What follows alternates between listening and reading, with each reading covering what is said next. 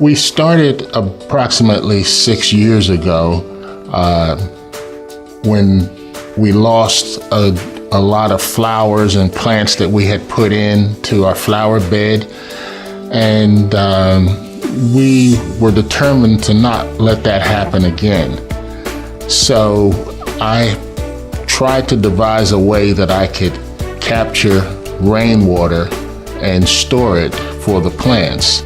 Early 2000 probably, I started getting some ideas about tailgating accessories. It come down to, I used to work for a rescue squad, and we were doing some scuba diving training and come up out of the rock quarry down here in Rollsville, and thought it'd be nice to have a seat. So some things got to rattling around in there. And anyway, come up with a thing, we decided to go and try to build a business out of it, and went and filed a patent work and try to step through all them hoops, make sure that things were done right, instead of we want to be real careful because we knew it was a good idea. Didn't want to mess anything up.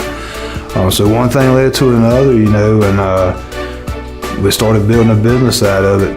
I started it because I have a special needs son of my own, and in talking to other families and service providers, I saw a great need that wasn't being handled very well, and found a way that we can make it happen and provide a service to the families that hasn't been made yet.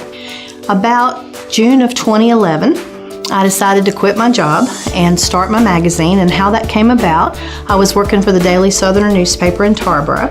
My job there was to dream up magazines and get them started and make sure they were successful.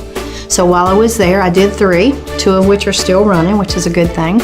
And the newspaper industry is kind of dying, so my publisher said to me, why don't you just take your idea and go do your own thing, because you don't really need us. So bravely, in this terrible economy, I did that. And Carolina Hoofbeats was born. The first issue came out in November of 2011, so we've just celebrated 2 years of the magazine, starting our 3rd. It started because I became very frustrated in finding clothing apparel to fit him that looked like a young child, yet didn't cost $70 an outfit. So there was a gap in the market between t-shirts and cargo pants and teenage-looking clothing and boutique and catalog outfits. My husband started an online mall, and he was featuring American-made products only. We had a woman who was doing candles for us at the time, and we ordered $100 worth of her candles, and we got them, and they were kind of slopped together.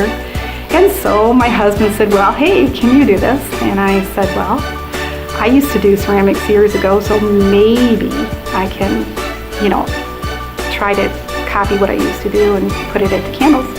So I read everything I could find on candle making and what to do, what not to do, and started ordering some molds. And I started putting these candles together in my kitchen, and then expanded it into my dining room, and finally took over the whole bottom part of our house.